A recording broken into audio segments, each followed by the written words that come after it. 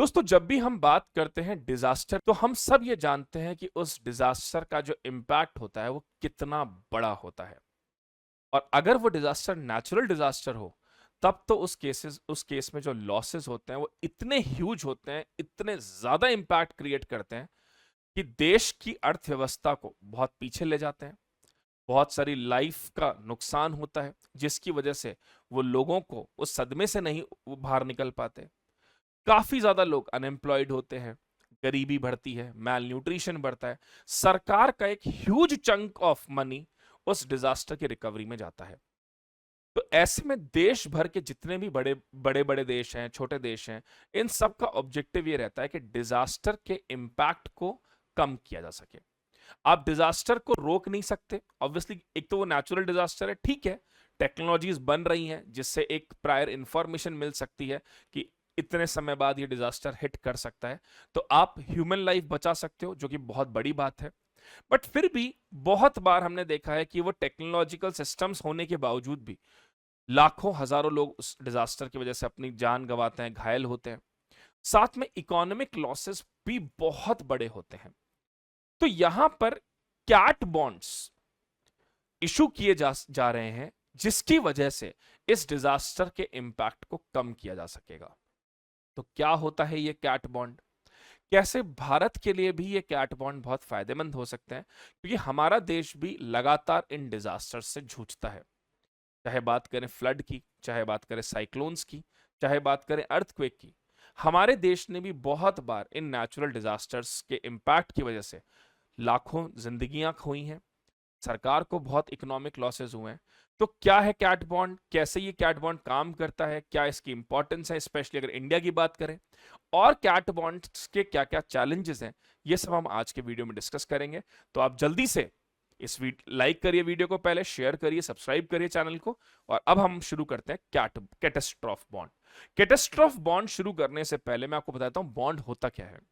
देखिए, बॉन्ड जो होता है उसमें दो पार्टीज होती हैं, एक होता है बॉन्ड इशूअर, एक होता है bond investor. Bond issuer bond इसलिए इशू करता है ताकि वो मनी रियलाइज कर सके, यानी जिस भी पर्पस के लिए उसको पैसा चाहिए उसके लिए वो बॉन्ड इशू करेगा, और उस पर्पस पे फिर उस पैसे को वो लगाएगा। जो इन्वेस्टर होता है, जो इस बॉन्ड में पैसा लगाता है, उसको क्या फायदा होता है? उसको यहां पर इंटरेस्ट मिलता है। जैसे फॉर एग्जांपल उसने 100 रुपए दिए, उस 100 रुपए पर उसका अगर 8% इंटरेस्ट मिल रहा है, तो 8 रुपए उसको इंटरेस्ट मिला, और फिर जब बॉन्ड का एक्सपायरी हो जाएगा तो उसको 100 रुपए वापस मिल जाते हैं। तो यानी 108 रुपए उसको मिले 100 रुपए लगा के। तो यहां पे कैटेस्ट्रॉफ बॉन्ड जो है ये क्या हो रहा है, तो एक सिंपल से एग्जांपल से समझते हैं कि कंट्रीज यहां पर बॉन्ड्स इशू करती है, दुनिया भर के जो इन्वेस्टर्स हैं वो इस बॉन्ड में पैसा लगाते हैं।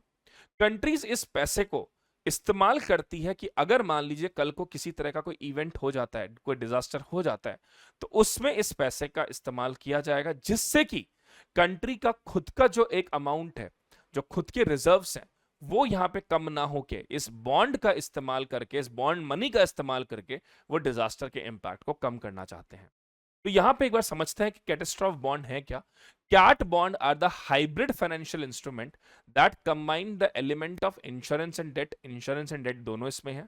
The purpose is to transfer the risk of natural disasters to the global financial market, allowing government and insurers to access large pool of capital।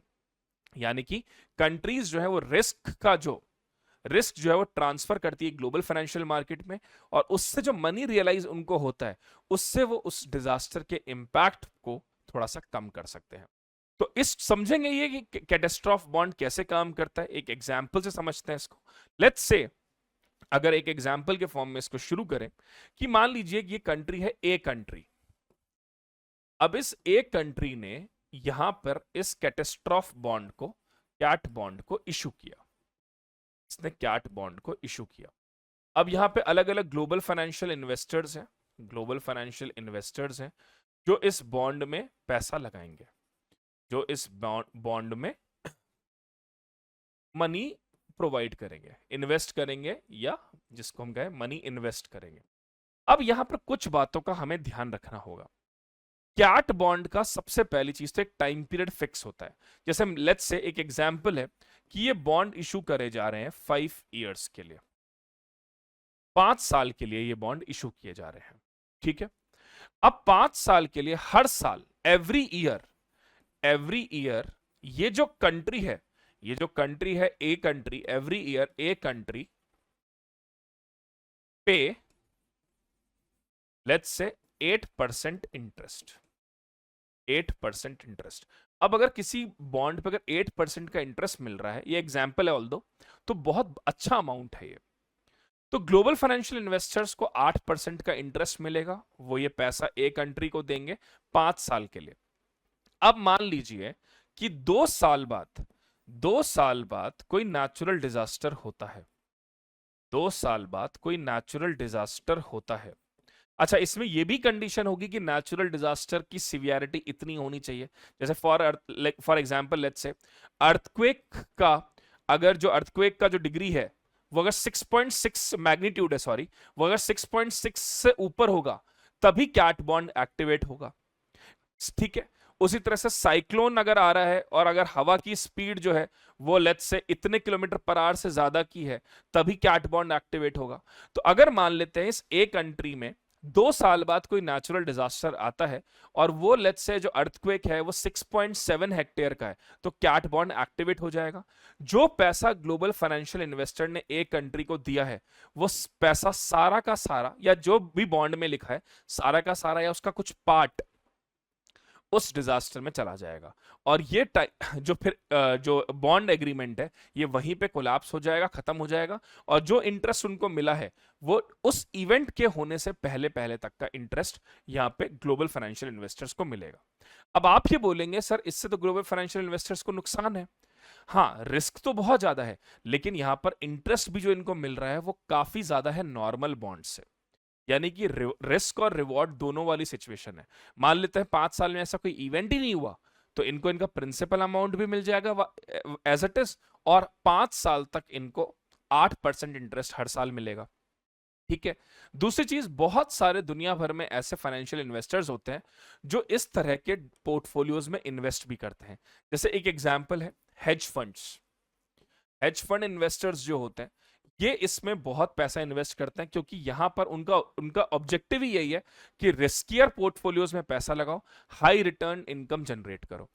बहुत सारे फैमिली ग्रुप्स ऐसे होते हैं जो अल्ट्रा रिच होते हैं, जो अपने पोर्टफोलियो को डाइवर्सिफाई करना चाहते हैं, इस वजह से वो इस तरह के बॉन्ड्स में पैसा लगाते हैं। दूसरी चीज, यहां पर एक और जो फायदा मिल रहा है इन्वेस्टर्स को वो ये है कि ये स्टॉक मार्केट नहीं है। स्टॉक मार्केट में वॉलेटिलिटी बहुत ज्यादा होती है। जैसे मान लीजिए उन्होंने पैसा लगाया स्टॉक्स में, अब स्टॉक्स नीचे गिर गए तो उनको बहुत नुकसान झेलना पड़ता है। यहां पर ये डिपेंड करेगा किसी इवेंट के होने या ना होने पे, यानी कंटिजेंसी पर है। तो अगर वो इवेंट हुआ तो नुकसान ऑब्वियसली बहुत ज्यादा है, लेकिन अगर वो इवेंट नहीं हुआ तो रिटर्न्स बहुत ज्यादा है। तो इस तरह से ये काम करता है। तो एक एग्जांपल लेते हैं, एक सॉवरेन कंट्री ने बॉन्ड को स्पॉन्सर किया, उसके बाद अच्छा इसमें एक चीज और बहुत अच्छी है, इसमें इंटरमीडियरीज भी हैं, जैसे वर्ल्ड बैंक है, एशियन डेवलपमेंट बैंक है, रीश इंश्योरेंस कंपनी है, जो इस बॉन्ड मार्केट को जो इस बॉन्ड को इशू करते हैं एज एन इंटरमीडियरी। यानी इन लोगों के यहां पर होने से ट्रांसपेरेंसी बहुत बेहतर हो जाती है। इन्वेस्टर्स जो है वो इन बॉन्ड्स को बाय करते हैं और इस पर उनको इंटरेस्ट मिलता है। अगर कोई डिजास्टर नहीं हुआ तो सरकार इनको इनका प्रीमियम और प्रिंसिपल अमाउंट दोनों दे देगी बॉन्ड पीरियड ओवर होने के बाद। अब आगे बढ़ेंगे, कैट बॉन्ड के फीचर्स क्या हैं।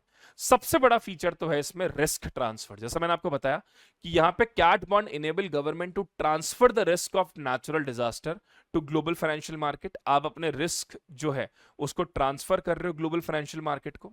सेकंड है, इसमें इन्वेस्टर्स जो हैं उनको वो एक्सपोज तो होते हैं कि अगर मान लीजिए कोई डिजास्टर हो गया तो उनका पैसा चला जाएगा, लेकिन अगर पैसा डिजास्टर नहीं होता तो उनको अच्छा खासा इंटरेस्ट और प्रिंसिपल दोनों मिल रहा है, जिसकी वजह से वो बहुत अट्रैक्टिव लगता है।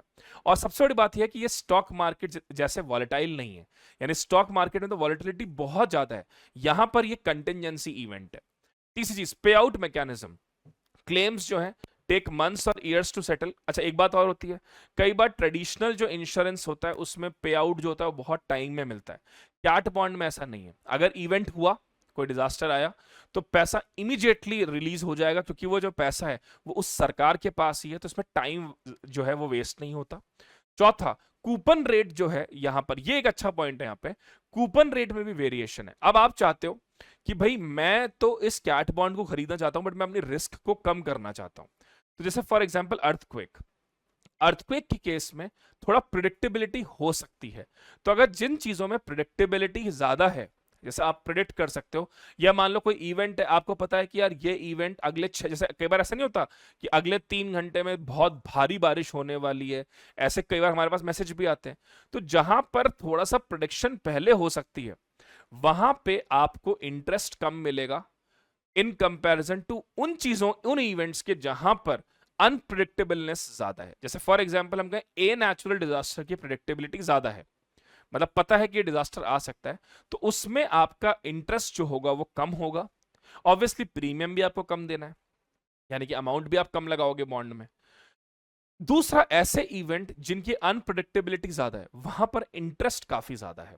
तो ये भी एक कैट बॉन्ड का फीचर है। फिर अब अगर बात करें भारत के लिए ये कैट बॉन्ड्स क्यों इंपॉर्टेंट है, why these cat bonds are important for India. सबसे पहले तो इंक्रीज डिजास्टर एक्सपोजर। भारत में डिजास्टर एक्सपोजर लगातार बढ़ते जा रहे हैं, क्लाइमेट चेंज प्रॉब्लम्स लगातार इंक्रीज हो रही है, एक्सट्रीम वेदर इवेंट्स बढ़ रहे हैं, specially coastal area, north east Himalayan belts में लगातार ये डिजास्टर होते हैं। दूसरा, भारत सरकार का, आप हम सब जानते हैं, गवर्नमेंट ऑफ इंडिया इस समय बहुत ज्यादा इस बात पर भी विचार कर रही है कि किस तरह से हमारी इकोनॉमी को $5 ट्रिलियन पे लेके जाए, कैसे 2047 तक हम डेवलप्ड इकोनॉमी बने। तो अगर कल को ये डिजास्टर्स होते रहेंगे, तो सरकार का एक बहुत बड़ा अमाउंट इन डिजास्टर्स में भी खर्च होगा। तो एक तरफ जहां हम कैपिटल एक्सपेंडिचर को प्रमोट करने की बात कर रहे हैं, एक तरफ जहां हम इन्वेस्टमेंट को प्रमोट करने की बात कर रहे हैं, इंफ्रास्ट्रक्चर को प्रमोट करने की बात कर रहे हैं, मेक इन इंडिया, पीएलआई, आत्मनिर्भर भारत की तरफ फोकस कर रहे हैं, वहां पे अगर हमारा एक ह्यूज फंड यहां जाता है तो फिस्कल डेफिसिट बढ़ेगा। ऐसे केस में जो ये डेवलपमेंट टारगेट है हमारे, ये बढ़ते जाएंगे। यानी 2047 जो कि हमने एक डेट फिक्स, ईयर फिक्स किया है कि हम डेवलप्ड होंगे, उसमें समय और लग सकता है। फिर तीसरी चीज जो है इंपॉर्टेंट, टचवुड ऐसा ना हो, हम सब चाहते हैं भारत डेवलप्ड हो 2047 तक। इंडियाज स्ट्रॉन्ग फाइनेंशियल, भारत की क्रेडिट वर्दीनेस और फाइनेंशियल स्टेबिलिटी काफी सुधर रही है, काफी बेहतर हुई है। इसके कारण बहुत सारे फाइनेंशियल इन्वेस्टर्स इंडिया के भी इस कैट बॉन्ड में पैसा लगाने को रेडी हैं।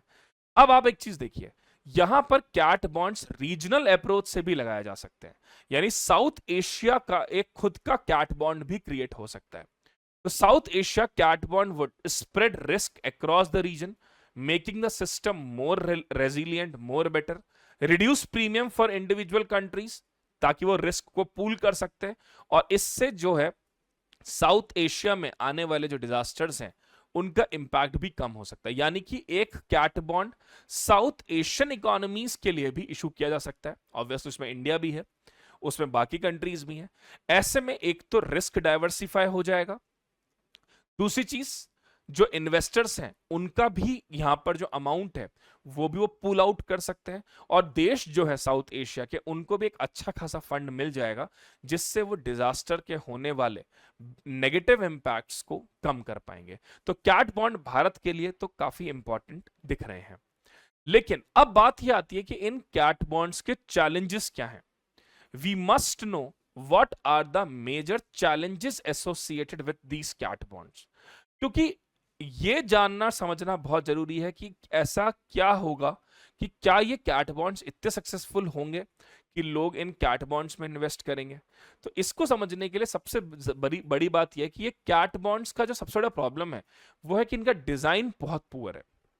अब देखिए, अर्थक्वेक अगर 6.6 रिक्टर स्केल का होता है, मैग्नीट्यूड का होता है, तो कैट बॉन्ड एक्टिवेट नहीं होगा। फॉर एग्जाम्पल 6.7 का हुआ तो एक्टिवेट होगा, लेकिन 6.6 मैग्नीट्यूड का अगर अर्थक्वेक आता है तो वो जो तबाही मचाता है वो बहुत बड़ी होती है साहब। तो एक जो जहां पे बात है कि let's say poorly designed cat bond, a major challenge in ensuring that threshold for triggering a payout is appropriately designed. For instance, if a magnitude of 6.5 earthquake hit a region, bond is designed to pay out only if the magnitude exceeds 6.6. दूसरा, cost benefit analysis. सरकारें यहां पर यह भी देखेंगी कि हमारा cost benefit analysis क्या है। अब आप एक चीज सोचो इतना ह्यूज इंटरेस्ट आप पे कर रहे हो 8% का, 9% का, और उस चीज के लिए पे कर रहे हो जो कि इवेंट कंटिजेंसी पे डिपेंड करता है कि अगर वो होगा तो उसके लिए पैसा देंगे, नहीं हुआ तो वो पैसा गया। अब ऐसे में सरकारें ये सोचती हैं कि हम 5 साल तक कॉन्टिन्यूसली इंटरेस्ट पे कर रहे हैं, ठीक है, और फिर प्रिंसिपल अमाउंट भी वापस देना पड़ेगा, मतलब हमें तो कुछ मिला नहीं अगर देखा जाए तो 5 साल के लिए अगर हम इंटरेस्ट और प्रिंसिपल दोनों दे रहे हैं, और कल को अगर ऐसा इवेंट होता है मान लो 5 साल बाद, तो क्या जो हम इंटरेस्ट और प्रिंसिपल दे रहे हैं वो अमाउंट हुआ मान लीजिए 100 करोड़, और डिजास्टर होने के बाद जो रिकवरी में अमाउंट खर्च हुआ वो हमारा हुआ 60 करोड़, तब भी हम 40 करोड़ के नुकसान पे हैं। तो कंपनीज ये कॉस्ट बेनिफिट एनालिसिस भी प्रॉपर्ली यहां देखेंगी, और अगर उन्हें लगता है कि कैट बॉन्ड्स में उनका पैसा ज्यादा जा रहा है, तो in that case they will not prefer them. तीसरी चीज, high setup and transaction cost. The initial cost are high making them less attractive for small economies. Cat bond का जो रेगुलेटरी पैरामीटर है, लीगल पैरामीटर है, issuance है, agreement है, setup है, ये सब चीजें बहुत ज्यादा है, जिसकी वजह से हाई सेटअप और ट्रांजैक्शन कॉस्ट है। फिर रेगुलेटरी एंड लीगल चैलेंजेस, बहुत सारे रेगुलेटरी और लीगल चैलेंजेस भी इससे जुड़े हुए हैं।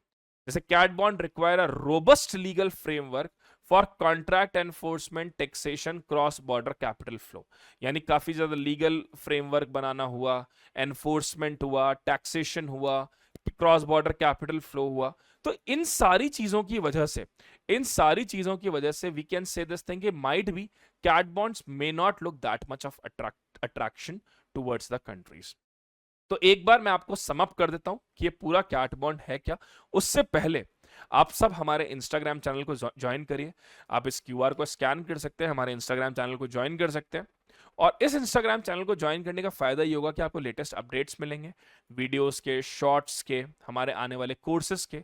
तो फटाफट से इंस्टाग्राम चैनल को जरूर से ज्वाइन कर लीजिए क्यूआर को स्कैन करके। तो देखिए, एक समअप करते हैं, कैट बॉन्ड है क्या।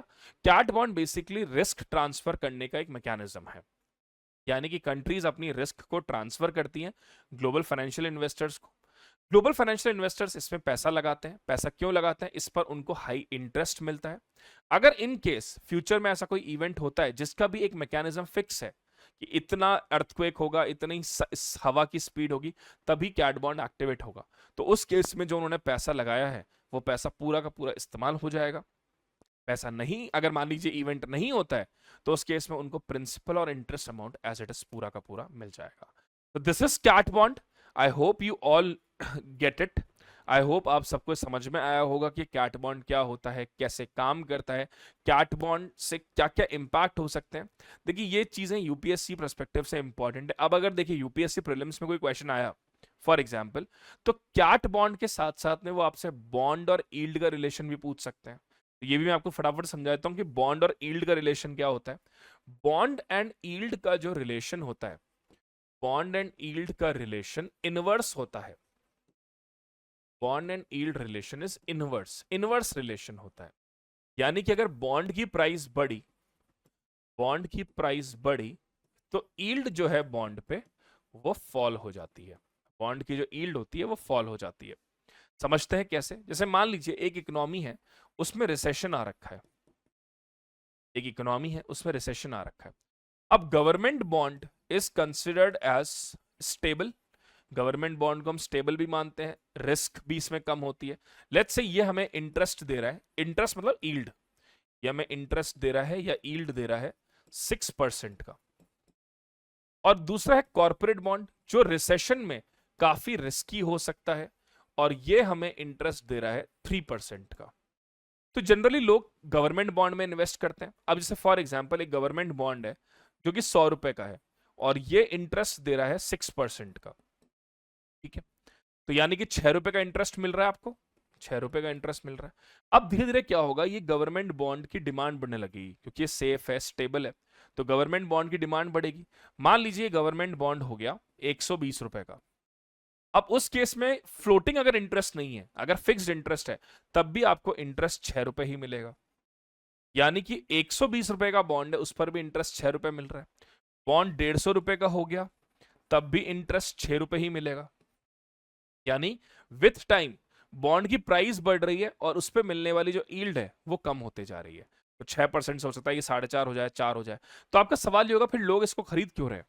लोग इसलिए खरीद रहे हैं क्योंकि एक तो ये जो गवर्नमेंट बॉन्ड है ये सेफ होता है, स्टेबल होता है, रिटर्न अश्योर होता है। कॉर्पोरेट बॉन्ड रिसेशन के समय पे कॉर्पोरेट बॉन्ड की रिस्क ज्यादा होती है। तो ऐसे में people want to prefer to invest on those things that will give them safe sure return. तो ये हो गया बॉन्ड का रिलेशन। अब मान लीजिए यही इन्फ्लेशनरी सिचुएशन है। इन्फ्लेशनरी सिचुएशन है तो कॉर्पोरेट बॉन्ड अच्छा इंटरेस्ट दे रहा है और गवर्नमेंट बॉन्ड कम इंटरेस्ट दे रहा है, तो कॉर्पोरेट बॉन्ड की डिमांड बढ़ेगी और गवर्नमेंट बॉन्ड की डिमांड कम हो जाएगी। तो यही गवर्नमेंट बॉन्ड मान लीजिए 90 का हुआ तब भी ये 6 रुपए का इंटरेस्ट देगा, ये गवर्नमेंट बॉन्ड 80 रुपए हुआ तब भी 6 रुपए का इंटरेस्ट देगा। तो प्राइस कम हो रही है, प्राइस कम हो रही है और बॉन्ड की यील्ड बढ़ रही है। तो इस तरह से bond and yield together work. So I hope आप सबको ये समझ में आया होगा बॉन्ड का पूरा कॉन्सेप्ट। आप सबको एक क्लास भी अच्छी लगी होगी। अगर आप सबको एक क्लास अच्छी लगी है तो प्लीज कमेंट में बताइए, चैनल को सब्सक्राइब करिए, शेयर करिए अपने फ्रेंड्स के साथ वीडियोस को। That's all from my side. Thank you so much. God bless you all. Veranda IAS, where your dream becomes reality.